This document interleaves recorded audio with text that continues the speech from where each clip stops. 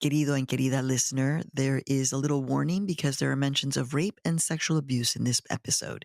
Take care. We just arrived in the Zócalo. It's really crowded, a lot of people walking around. It's March of 2024, and I'm with my colleague and co-executive producer of Latino USA. Her name is Femicide-Plagued Ramirez. And right now, we're at one of my favorite places in the city where I was born. It's called El Zócalo, which is the main public square in Mexico. It's literally el corazón, the heart of the city.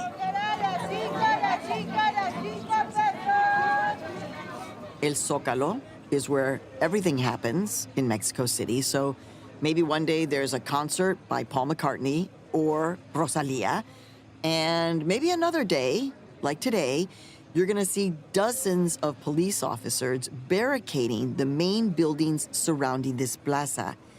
Today is 2 days before the International Women's Day March, and so right before us is this large group of police officers. Can I ask you a question? ¿Qué están haciendo? What are you doing? Poniendo vallas. Esas estructuras metálicas. A young police officer that I walk up to is actually laying steel fences all around the Zócalo.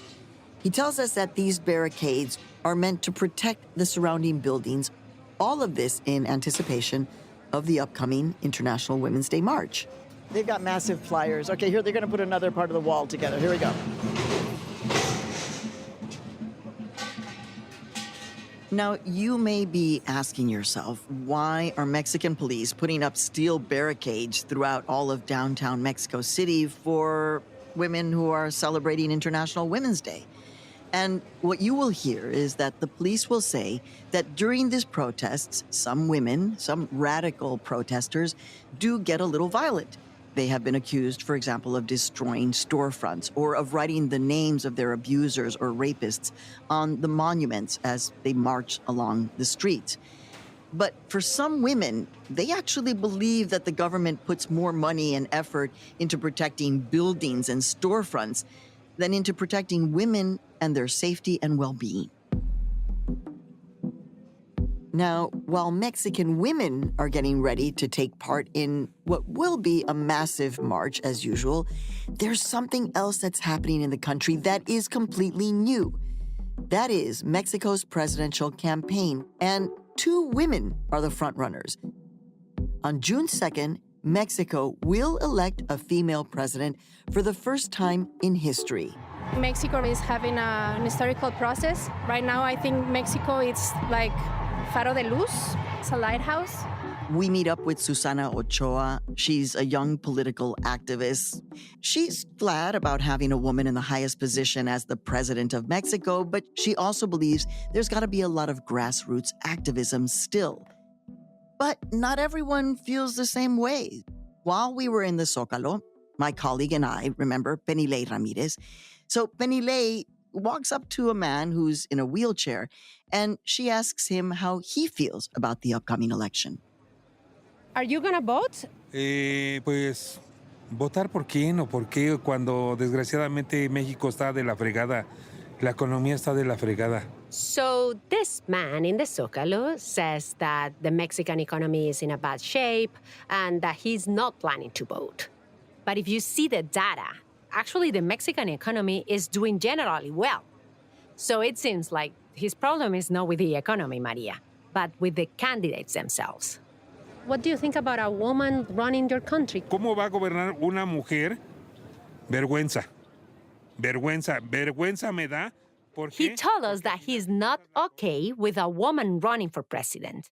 And he went on to say that it is a shame, a shame, a shame.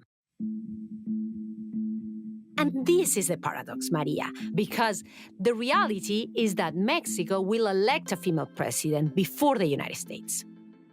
And it's true, it's not just the presidency. Right now, we have a woman leading the Supreme Court, we have a woman leading the National Institute of Elections, and half of the Congress is female. You know, that's right. Mexico has women in positions of power, but at the same time, the truth is that there is lingering sexism. There is this macho culture that is ever present. And frankly, violence against women is out of control. 10 women are killed every day in Mexico, making it the fourth most dangerous country worldwide in which to be a woman, just after South Africa, Brazil, and Russia. So, to understand this paradox of how a country with such a violent history against women is now going to elect a woman president, this hour we're going to be reporting from my home country and understanding everything leading up to this historic election in Mexico.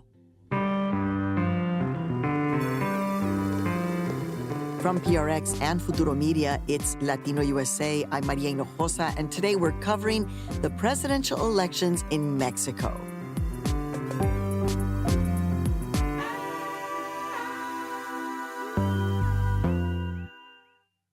I traveled to Mexico with my colleague Benile Ramirez to unpack this truly historic moment.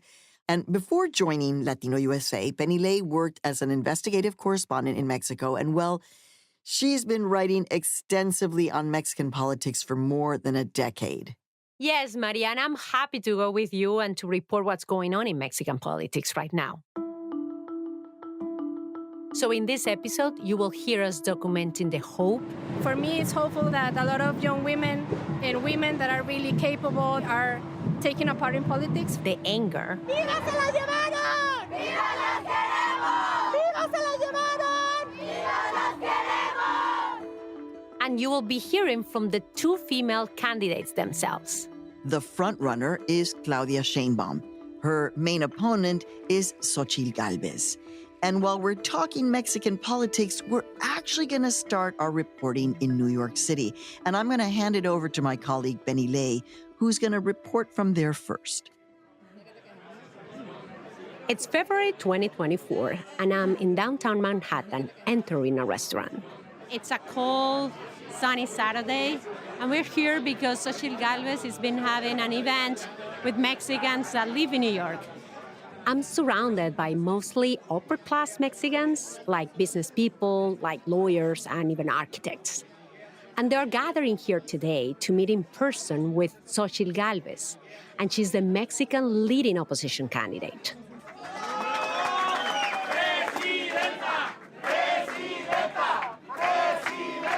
Many of the people here believe that Xóchitl is the hope that their country needs after 6 years of the presidency of Andrés Manuel López Obrador and his party, Morena. Honestly, Morena, or the ruling party right now, is not showing what real Mexico in the future can be.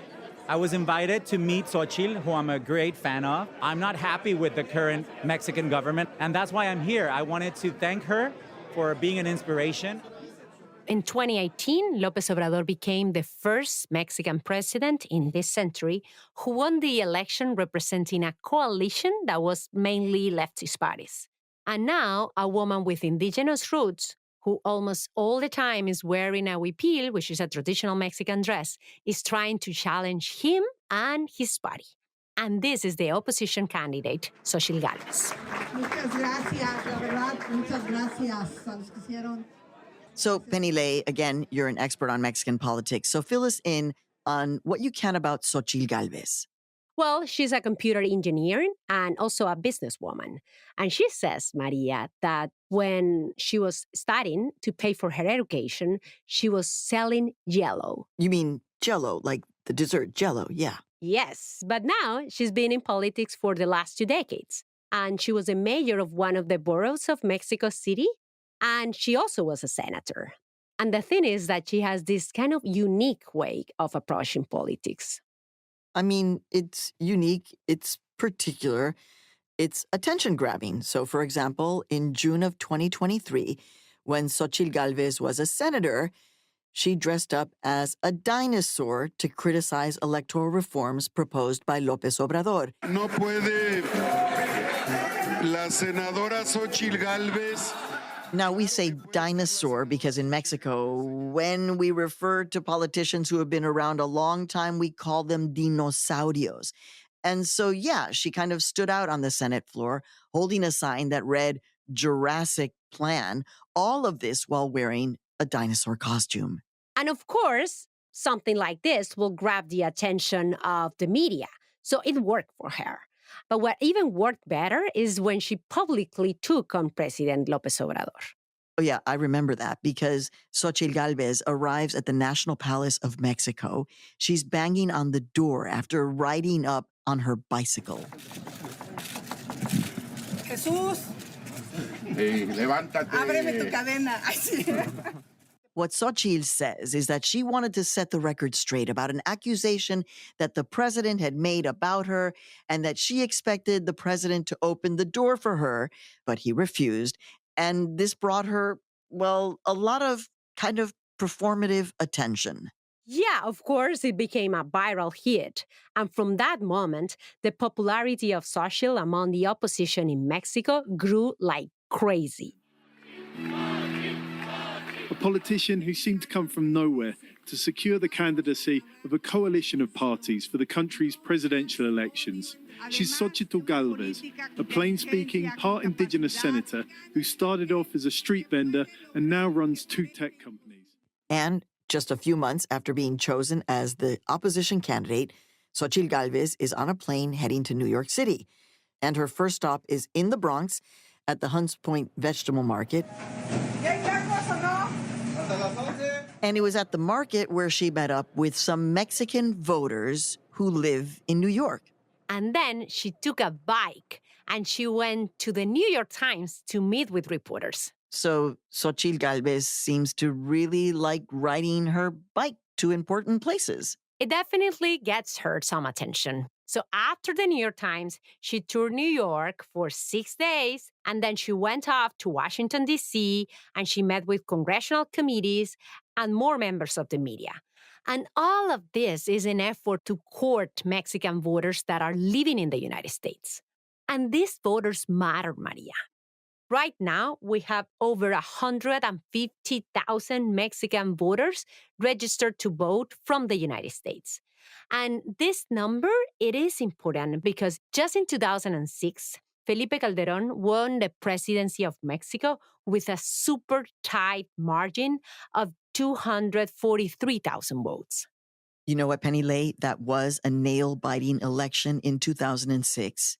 And it's because of that election that presidential candidates in Mexico understand full well that every single vote counts, even if it's from people living outside of Mexico. Now, the thing about Xóchitl Gálvez, Penny Lay, is that she's got this pretty interesting, maybe strange coalition that is backing her. It's certainly the thing that made my eyes pop when I first heard about her candidacy. It is a coalition that I will never thought I will see in my life. And since, Penny, you've been covering Mexico for half of your career as a journalist, why don't you give us a quick rundown of Mexican politics as fast as you can for our listeners? Yeah, of course. So this is a story.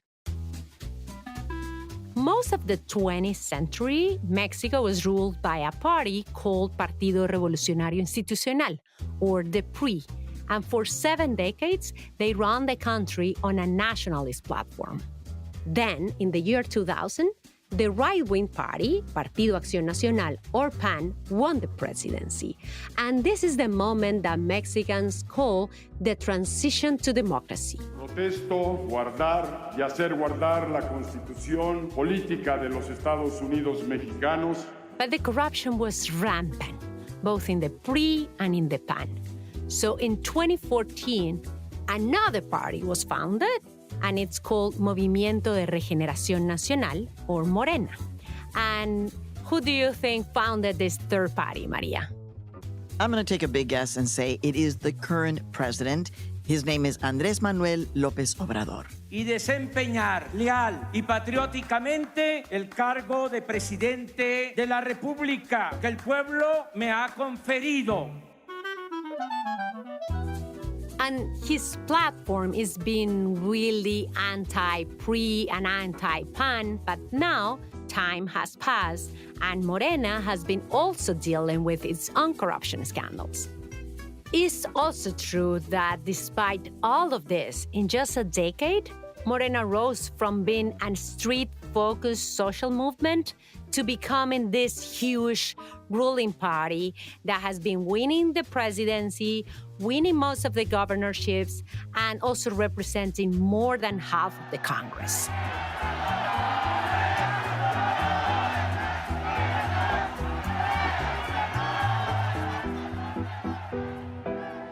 That's true, Penile. It really was quite a rise for Morena to come from the streets all the way to the presidential palace. So we have these two candidates, the two women, but there's also a third candidate. He's a man. His name is Jorge Álvarez Maínez, and he really wasn't getting much attention at all until he released a song that went viral. Presidente Maínez, Maínez, Maínez, Maínez, Presidente de México. Yeah, it is a song called Presidente Maínez, and now it has millions of views on YouTube and on TikTok. But let's get back to Xóchitl Gálvez, who is the main opponent here, and let's talk a little bit more about that strange coalition of the PRI and the PAN. Dear listener, you may be saying, what does that really mean? It would essentially mean as if the Democrats and the Republican parties would run on a joint ticket. That's how strange this coalition is. So we decided to go straight to the source and ask Xóchitl directly. And that's coming up after the break. Stay with us, no te vayas.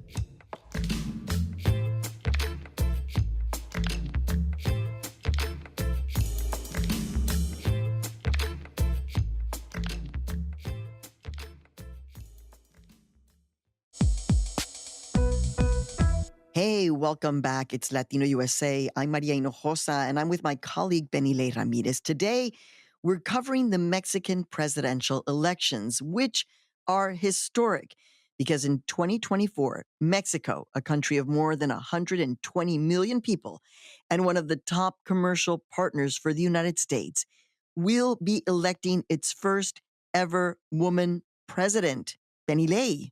Yes, Maria. So far, we met up with supporters for the opposition candidate, Xóchitl Gálvez, in a restaurant in Manhattan. And now we'll be talking to the candidate herself. In fact, we got a chance to do a full sit-down interview with her in a Midtown Manhattan studio late one evening in March.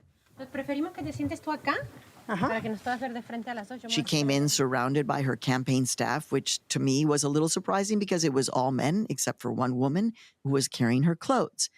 Now, Xóchitl was very approachable when we all first arrived. So right off the bat, we asked her what she would do differently as the leader of this interesting coalition. Well, Xóchitl, to be honest with you, I said, wait a second. Xóchitl is running, but the PRI is supporting her. The PAN is supporting her. And I had a little bit of a brain explosion. I was like, what have I seen? Yo no soy responsable de lo que pasó atrás. Xóchitl told us that she is not the one who is responsible for the corruption that is brought on by these parties in the past. Then she doubled down and she said that if there was corruption in this coalition, that she would punish this person, even if it's within her own group. Then I asked Xóchitl Gálvez about what this particular historic election means. Did you imagine that a Mexico could exist where a woman could be running for president in your lifetime? No me imaginaba ni siquiera que las mujeres podíamos llegar al poder. She says she never imagined that women could be in such positions of power in Mexico, as they were always subjugated to the domestic sphere, making tortillas, bringing in the firewood. So I asked her how she defined herself, and she says that she considers herself a woman of the center left. And how do you define feminism? O sea, yo creo en la igualdad sustantiva en todos los temas, en nuestra vida personal. She said that she believes in equality for all women in terms of political, economic, and reproductive rights. And to emphasize why this matters to her, she told us she suffered violence as a child. Porque tuve un papá alcohólico y era brutalmente violento. This story has become a part of Xóchitl Gálvez's stump speech. Her father, she says, was a violent man who terrorized her as a child. One time, she tells us in the interview, he pointed a shotgun at her mother and threatened her. She says that they escaped, but that this experience marked her. And then I asked her what she thinks the solution might be for this kind of gender-based violence in Mexico. Entonces creo que las mujeres deben de tener la certeza. What Xóchitl said to us was that women in Mexico need a support system in cases of violence, and that men need to know that if they commit violence against women, they will be prosecuted. Then we moved on to another topic, which actually matters to Mexican voters in the U.S. Here's my colleague, Benny Ley. So what are your thoughts regarding immigration? A mí me parece que México comete un grave error cuando acepta ser tercer país seguro. She said Mexico made a big mistake when it agreed to the Remain in Mexico program. Now remember, Remain in Mexico was a policy implemented by Donald Trump. It required migrants seeking asylum to remain in Mexico as they awaited their court dates in the United States, which had never happened before. So basically, what she's proposing is that Mexico continues with the program as long as the United States gives money, so that Mexico, and I'm going to emphasize this because it's a direct quote from her, treats immigrants with the dignity that they deserve. Now, that's an interesting choice of words. So then I asked her what she would plan to do instead. So what is your fresh, new approach towards the issue of immigration? Primero, entender que el fenómeno de la migración es un fenómeno mundial. Now, she did not really answer the question, but she did say to us that we needed to understand that immigration is a worldwide problem, and therefore the solution, she said, was to sit and talk. Entonces, no nos sentemos, no hablemos, no hagamos cooperación profunda, y se van a seguir muriendo jóvenes en este país. She replied that if we don't sit and have a dialogue, young people will keep dying on both sides of the border. For over an hour, we spoke about Mexican politics, and we questioned her plans for the government if she was to come to power. Then in the middle of it all, kind of out of nowhere, the candidate, Xóchitl Gálvez, threw some serious shade at her opponent, Claudia Sheinbaum. Yo creo que Claudia Sheinbaum no va a venir a una entrevista como esta. Xóchitl Gálvez told us that her rival would never give us a chance to do an interview like the one she did with us. Well, obviously, we wanted to get that interview with Claudia Sheinbaum, and we wanted to talk with other Mexican voters on the ground witnessing this historic election. So we got on a plane and we traveled to Mexico City.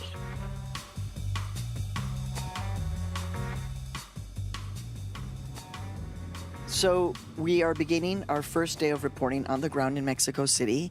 Y para variar, we're stuck in traffic. The smog is pretty intense. And it's pretty hot. It's very hot, actually. We were on our way to a market in Iztapalapa, and this is one of the poorest and biggest towns of Mexico City. The population here is over 1.8 million. We had heard that Xóchitl Gálvez was having an event here. We are now coming upon the part of the market, and there are people gathered. They are all Xóchitl supporters. I see a man carrying a flag of the PAN, the Partido Acción Nacional. We approach a 50-year-old woman. She is a street vendor. She is selling tostadas. And she says that she's a strong Gálvez supporter. So what in particular do you like about Xóchitl? De su sencillez hacia las personas. She says that she likes Gálvez because she is humble. And then, as we're walking away, another woman in the market started literally yelling a political slogan at us. All of this in support of Claudia Sheinbaum. Again, she's the candidate coming from the ruling party of Morena. Es un honor estar con Claudia hoy. Es un honor estar con Claudia hoy. Obviously, we approached her to find out more, because who yells at reporters just like that? Why did you start screaming for Claudia just as we walked by? Pues yo creo que ha demostrado desde que fue jefa de gobierno el apoyo y la solidaridad también al pueblo. She tells us that she believes that Claudia is the one who has shown true solidarity with the people. Now you might be wondering, dear listener, who exactly is Claudia Sheinbaum? She represents the party in power, but she is a candidate all on her own. So, Penny, tell us a little bit more about Claudia Sheinbaum. So Sheinbaum was born to a secular Jewish family in Mexico City. She is a scientist. Actually, It's interesting because she's a scientist, but she was a political activist, and this started decades ago when she was a university student. And from those beginnings, she went on and she became the Secretary of the Environment of Mexico City. And all this happened in the early 2000s when López Obrador was the city mayor. And since then, their political careers have been united. Then in 2018, Claudia becomes the mayor of Mexico City, which is huge. It's one of the largest cities in the world. And at the same time, Andrés Manuel López Obrador becomes the president. So yes, their political careers are connected. They have a close relationship. Y el movimiento, pues, que representa Andrés Manuel López Obrador y millones de mexicanos que estuvimos ahí. The opposition likes to say that Claudia Sheinbaum got this coveted position because of her loyalty to López Obrador. And she says that claim is misogynistic. Pero en verdad vas a decidir tú o te van a estar dando línea. Para puntualizar. También un poco de misoginia ahí. También un poco. Pero se aplicaba hombre con hombre siempre. What is true is that to this day, López Obrador still has a high approval rating. And now his followers are supporting Claudia as well. And we got a sense of this when we met with this guy. San Andrés, relígete otra vez. San Manuel, tu pueblo te ama. His name is Armando Monter, and he is selling, well, López Obrador stuff. Just a few steps from the National Palace, where the president lives. Tell us why you have an entire stand with AMLO souvenirs and now Claudia souvenirs. Because people ask for it. I mean, we started with a few things, and then people come saying, why don't you do like key holders and other things like magnets and stuff, pencils, pens. So what's going on with Claudia Sheinbaum? She's so popular right now because we expect her to be the next Mexico president. And for what we've seen around here, people love her too. What about you? People love me too. We left El Zócalo and continued on our tour of Mexico City, which, by the way, included our search to get the interview with Claudia Sheinbaum. Because for months, we've been sending emails, making calls, and we haven't gotten a lot of response. And then we learned that Claudia was hosting a rally in a small town in the outskirts of Mexico City. The name of this place is Tultitlán. So, of course, we woke up super early, we changed our entire agenda for the day, and we went there. We are in front of the Palacio Municipal, and we are waiting for the moment when Claudia Sheinbaum arrives. We were told that between 7,000 and 8,000 people are going to be gathering today here. This was a presidential campaign rally like so many that I've covered in the United States. So we found a supporter who, like many of these folks, had traveled quite a bit to get to this rally. Why did you want to come with your nephews today? Bueno, porque la intención es apoyar a la doctora Claudia Sheinbaum, porque considero que es una buena candidata para la presidencia. She said that she plans to support Claudia Sheinbaum because she believes that she's the best candidate for the presidency. And then we asked another supporter who was there. Todo el partido, ¿no? A Morena, porque no solo es... And she responded by saying it's not just Claudia that she's voting for, but she wants to vote for the entire party of Morena. And after almost 2 hours of waiting,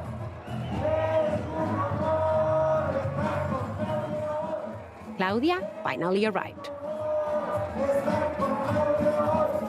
I was expecting her to make something of a bigger, grand entrance, but she kind of walked slowly through the center of the crowd, waving and shaking hands and hugging people and taking selfies, and then she walked up to the stage. In her speech, she said that this is a time for women.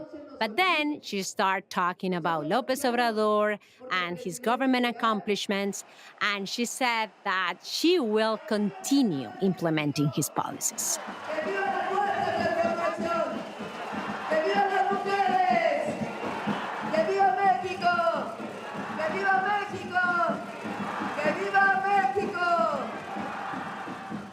Now, dear listener, we are not going to get into all of the particularities of trying to lock down an interview with a presidential candidate.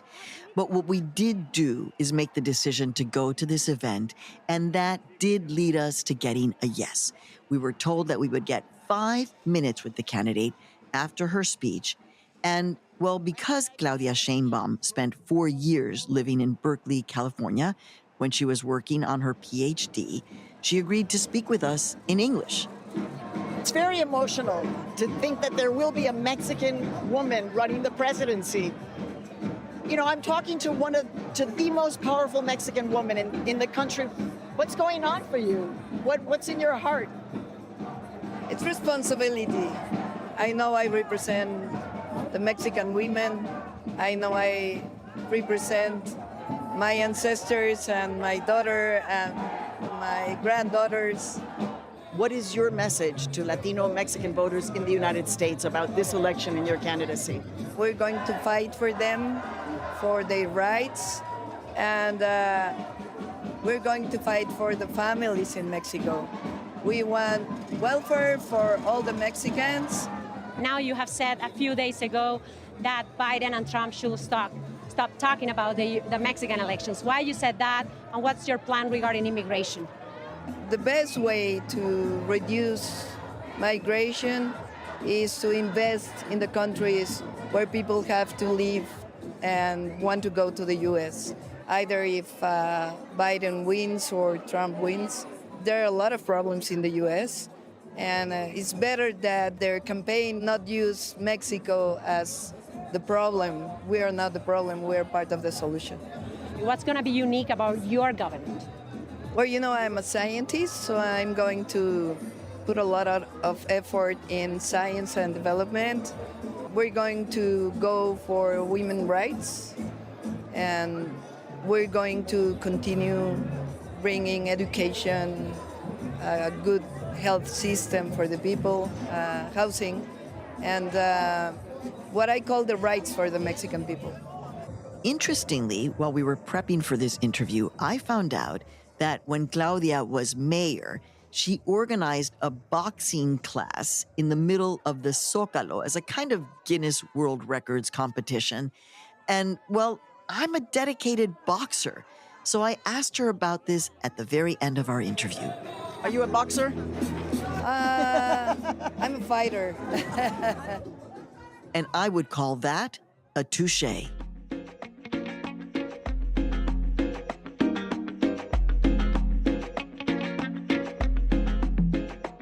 Well, now we have the 2 female candidates on the record.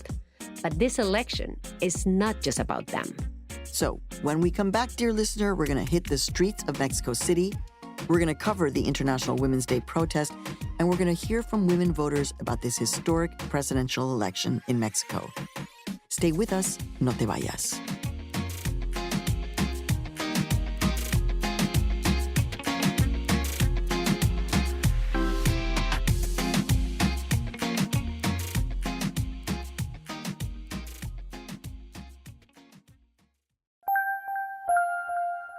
Hey, we're back, and we're covering the historic Mexican presidential elections where a woman will be president this year. And we've spoken now to both candidates, Claudia Sheinbaum and Xóchitl Gálvez. And I'm reporting this story on the ground with my colleague, Benilei Ramirez. So, Benilei, Mexico is known as being a country that is machista, but it does raise a question, right? Which is, how does a country get to a point where it has 2 female candidates running for president? I mean, how does it happen? So it took a lot of years, Maria. Since 2014, so a decade ago, Mexico has been approving several bills around gender parity. 67 votos. El proyecto de decreto por el que se reforma el primer párrafo del artículo. It was actually female legislators who have been pushing for an amendment to the Constitution. And this amendment demanded that women occupy at least 50% of all nominations for office. And after years, the Congress finally approved it, and it became law in 2019.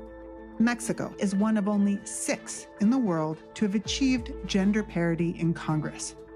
So, You know, right now in the United States, we like to think that there's equality, but even though we have a record number of women in the U.S. Congress, it's only 28% of seats that are held by women. So Mexico is actually way ahead of the game compared to the U.S. when it comes to gender parity in politics. And in Mexico, this law applies to all three branches of government, so the municipal, the state, and the federal. And when I think about politics in Mexico as a kid, the notion of women having parity and being in power, I mean, it was like a pipe dream. Yes, but more women elected and in public service doesn't mean that life is easier for women in general. Violence is still very high against women in Mexico. A cry for justice at the funeral for Luz Raquel Padilla. Her life was brought to a brutal end when her killers doused her with petrol and set her on fire. As a society, we reached our lowest point. This crime went under the radar because of all of the violence we're surrounded by. That's the thing, Maria, that despite more women holding positions of power, actually gender-based violence is on the rise in Mexico. Yeah. In fact, national survey data has revealed that 70% of women in Mexico have experienced some form of violence in their lifetimes, and that for 40% of women, that violence comes from a partner. So how is it that in the same country where women are systematically abused, we end up having two female presidential candidates? And in order to understand this pretty profound paradox, we spoke with Leticia Bonifaz, who is getting ready to attend the International Women's Day March. Entonces, sí voy a ir a la marcha. He ido durante los últimos años. Bonifaz is a Mexican lawyer, one of the top experts on gender equality in all of Latin America. So we asked her about the fact that Mexico is going to have a female president before the United States. Sí nos muestra que México llegó a un nivel. Mexico is at a level, Leticia said, that is comparable to Argentina, Brazil, or Chile, all of which have had female presidents. And then she said, there must be something going on in the U.S. that in this upcoming election, you have a rematch between two old men, both with very polarizing policies. And then she told us that there is a Bill of Rights for women that protects them against all forms of discrimination. 189 countries have signed it so far, and the United States is not one of them. Well, I'm sorry to say that I'm not surprised by that. So yeah, on paper, Mexico might seem more advanced than the United States. But as I said before, today there are still huge unresolved issues for Mexican women. Remember this, about 10 women are killed every day in Mexico. Sometimes it is because of the violence related to drugs or to human trafficking, but most of the times it is a domestic issue. So women are killed by their intimate partners or by their relatives, and impunity for judicial cases is still at over 95%. No hemos logrado aterrizar como el garantizar una vida libre de violencia en México. So according to Leticia, Mexico is well positioned in terms of political representation, but terrible in terms of violence against women. And that's why we decided to attend the International Women's Day March as part of our street coverage.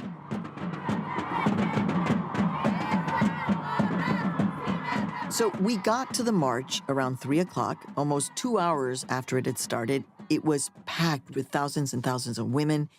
In 2016, there were 6,000 people marching. This year, it was over 180,000. And we saw women walking, dancing, holding signs, chanting, and also jumping.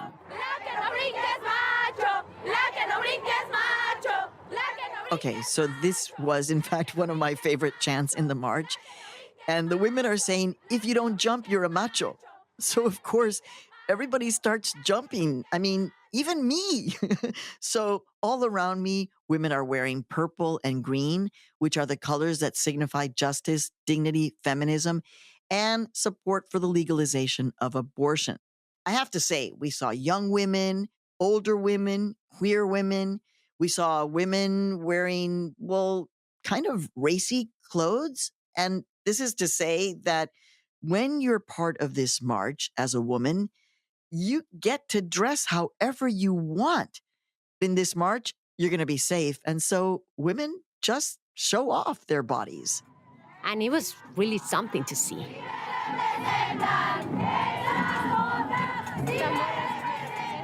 Now, the streets were in fact lined with hundreds upon hundreds of police officers, but the ones that we saw were all women.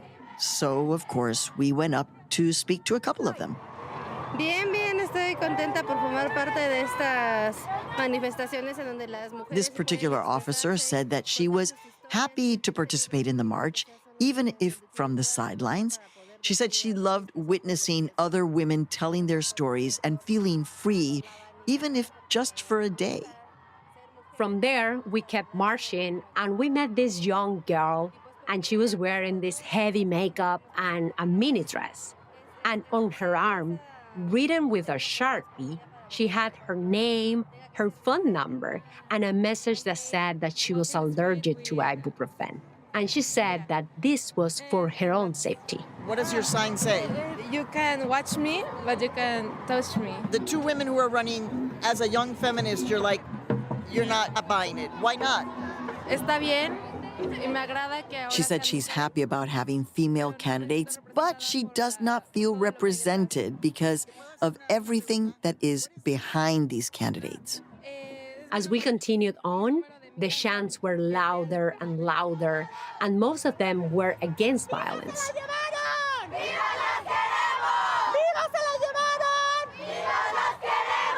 They were screaming, whoever took them alive, bring them back alive.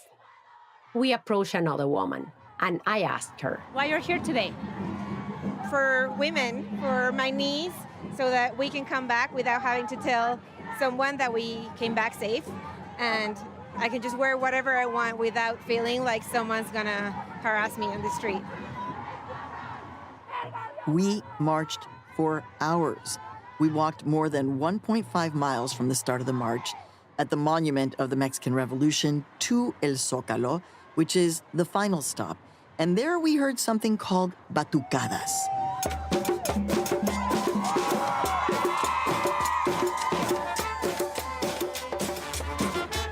and also cumbia.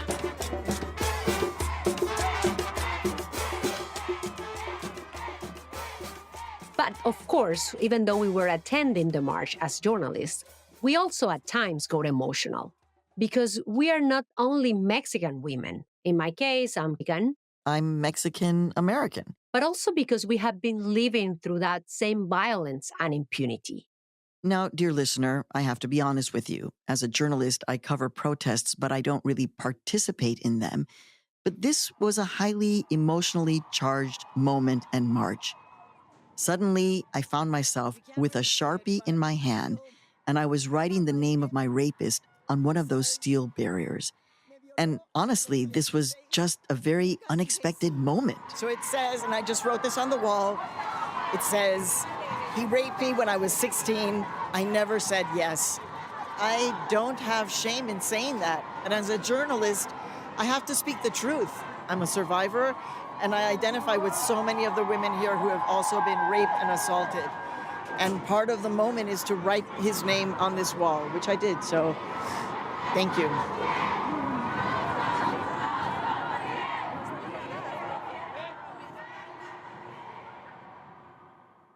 Almost an hour later, and just after the sunset, we finally made it to the Zócalo. We heard a chant saying, feminism is gonna win, it's gonna win.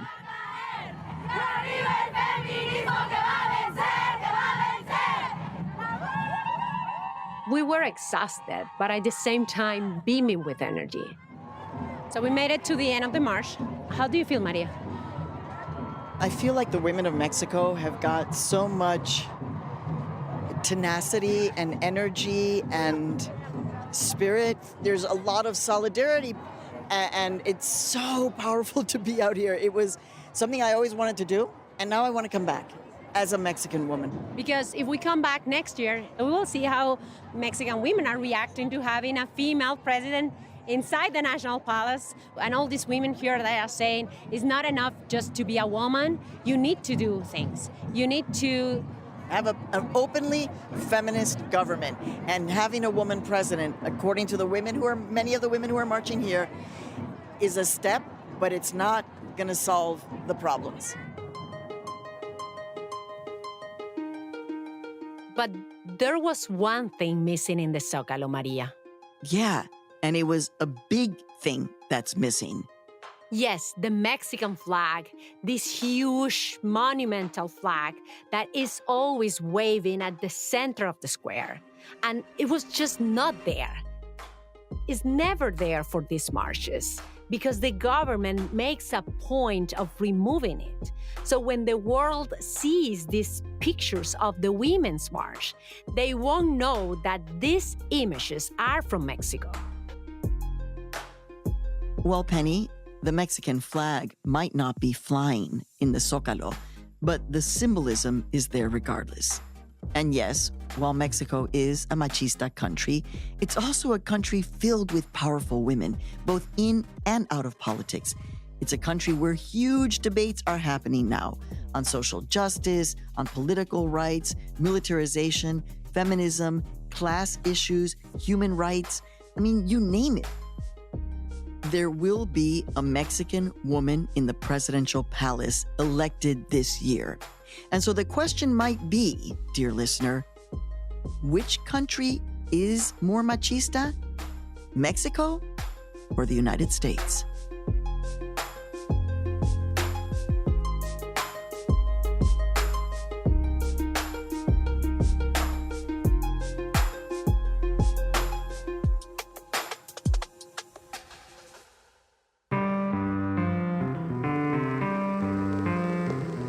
This episode was produced by Fernando Hernandez Becerra, Penilei Ramirez, and Roxana Aguirre. It was edited by Mitra Bonshahi. It was mixed by Stephanie Lebeau and Julia Caruso. The Latino USA team includes Victoria Estrada, Reynaldo Leaños Jr., Andrea Lopez Cruzado, Glorimar Marquez, Marta Martinez, Mike Sargent, Noor Saudi, and Nancy Trujillo. Penilei Ramirez is our co-executive producer. Our marketing manager is Luis Luna. Our theme music was composed by Zenia Rubinos. I'm your host and executive producer, Maria Hinojosa. Join us again on our next episode. In the meantime, I'll see you on all of our social media, especially on Instagram, X, TikTok, ya tú sabes. No te vayas. Ciao. Latino USA is made possible in part by the Ford Foundation, working with visionaries on the front lines of social change worldwide, the John D. and Catherine T. MacArthur Foundation, and the Heising Simons Foundation, unlocking knowledge, opportunity, and possibilities. More at hsfoundation.org.